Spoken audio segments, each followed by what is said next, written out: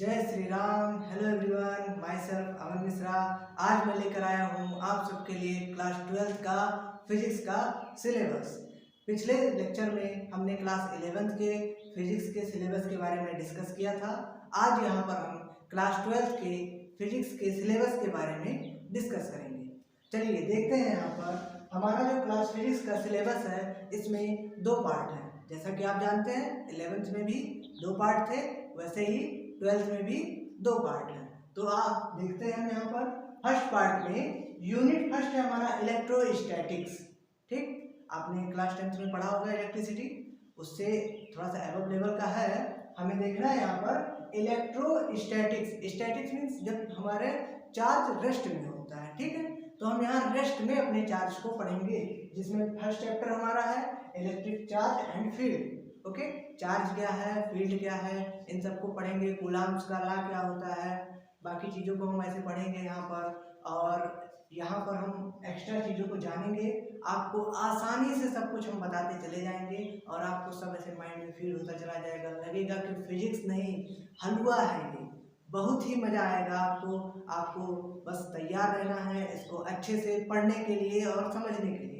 Second chapter हमारा है electrostatic potential and capacitance. इसमें हम पोटेंशियल क्या होता है, इलेक्ट्रिक पोटेंशियल क्या होता है, कैपेसिटेंस क्या है। हम घर में देखते हैं ना, फैन लगा होता है उसमें कैपेसिटर लगा होता है। ठीक है, तो वैसे ही हम इसको यहाँ पर सब कुछ पढ़ने वाले हैं। सेकंड हमारा जो यूनिट है वही हमारा थर्ड चैप्टर भी है, जो है करंट इलेक्ट्रिसिटी। मीन्स इलेक्ट्रिसिटी तो ये भी था, इलेक्ट्रिसिटी ये भी है। डिफरेंस क्या है, ये स्टैटिक्स है, यहाँ पर चार्जेस रेस्ट में थे और इसमें आपको चार्जेस मोशन में मिलेंगे। ओके, आते हैं अपने थर्ड यूनिट में। थर्ड यूनिट हमारा है magnetic effect of current and magnetism. आप लोग देख लीजिए यहाँ पर magnetic effect of current and magnetism. यहाँ इसमें हमारा जो फोर्थ चैप्टर है वो है मूविंग चार्ज एंड मैग्नेटिज्म। यानी मैग्नेटिक इफेक्ट आ जाना। ठीक, मैग्नेट कोई भी ऑब्जेक्ट मैग्नेट की तरह रिएक्ट करना, ये कैसे, चार्ज के मूव होने से। यही हमें इसमें पढ़ना है। फिजिक्स इंटरेस्टिंग सब्जेक्ट है, जो हमारे आसपास फिनोमिना होते हैं बहुत ही मज़ेदार। हम चल रहे हैं, दौड़ रहे हैं, खेल रहे हैं, हमारे घर में फैन चल रहा है, लाइट आ रही है, सब बहुत ही इंटरेस्टिंग है, जिसको हमें जानना है, सीखना है और इसको एंजॉय करना है। फिजिक्स तो सभी सब्जेक्ट्स में सबसे ज़्यादा एंजॉइंग सब्जेक्ट होता है, जिसको हम फील कर सकते हैं, अपने चारों तरफ से एग्जाम्पल्स उठाकर उनको देख सकते हैं।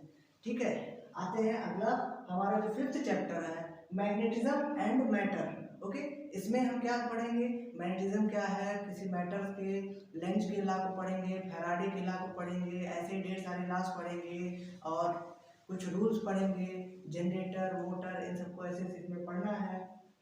Electromagnetic induction and alternating current हमारा ये फोर्थ यूनिट है। ओके, फोर्थ यूनिट में इलेक्ट्रोमैग्नेटिक इंडक्शन पढ़ना है। मीन्स इलेक्ट्रिसिटी इंड्यूस्ड हो जाना है, इलेक्ट्रिसिटी सेल्फ से प्रोड्यूस्ड हो जाना है। इसमें हम सेल्फ इंडक्शन, म्यूचुअल इंडक्शन पढ़ेंगे। सेवंथ हमारा है अल्टरनेटिंग करंट, यानी एसी सर्किट, एसी करंट जो है अल्टरनेटिंग करंट, इसके बारे में इसमें हम पढ़ेंगे। यहाँ पर हमारा फर्स्ट पार्ट एंड हो जाता है, फिर शुरू होता है हमारा सेकेंड पार्ट। सेकेंड पार्ट में यूनिट 6 है, वो है ऑप्टिक्स। ऑप्टिक्स क्लास 10th में भी आप पढ़े हैं। आज यहाँ पर हम लोग देखेंगे कि क्या डिफरेंट है क्लास 10th और 12th में। ओके, तो 10th में आपने रे ऑप्टिक्स तक पढ़ा था। ओके, जिसमें आपने light, reflection of light, human I and the colourful world, ये सब पढ़े थे ना। यहाँ पर हम देखेंगे ray optics and optical instruments को। उसके बाद 10th चैप्टर हमारा आएगा कुछ नया, वेव ऑप्टिक्स। यानी माना गया जो लाइट रेज है वो ना कि रेज ही नहीं बल्कि वेव ही है। जैसे हम लोग तो अभी तक पढ़ते आए कि लाइट रेज आती है, लाइट रेज आती है, ऐसा ही नहीं, लाइट रेज ही नहीं वेव भी है। लाइट रेज के साथ साथ वेव नेचर भी शो करती हैं, तो उसी से हमारा वेव ऑप्टिक्स भी निकल के आया।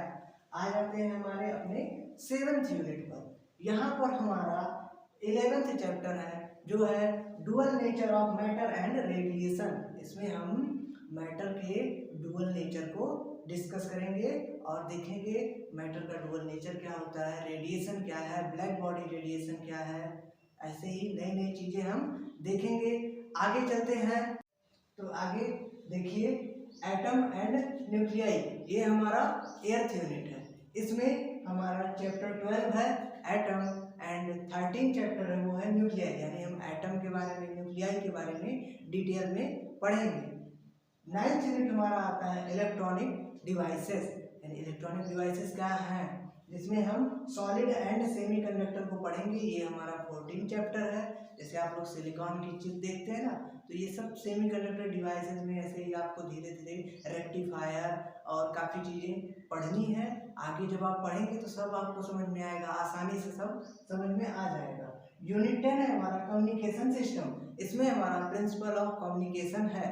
ओके, तो आई होप आपको वीडियो पसंद आया होगा। मिलते हैं आपसे अगले लेक्चर में, वहाँ आपको हम बताएंगे फर्स्ट चैप्टर अपना और वहाँ से हम स्टार्टिंग करेंगे। ये आपका होल सिलेबस है फिजिक्स का। मैं जैसे ही सीबीएसई के द्वारा या यूपी बोर्ड इंग्लिश मीडियम के जो बच्चे हैं उस यूपी बोर्ड के द्वारा सिलेबस लॉन्च किया जाएगा, वैसे ही मैं आपको क्लियर बताऊंगा कि आपका डिलीटेड सिलेबस और कौन कौन सा सिलेबस आपके कोर्स में है। थैंक यू, जय माता दी।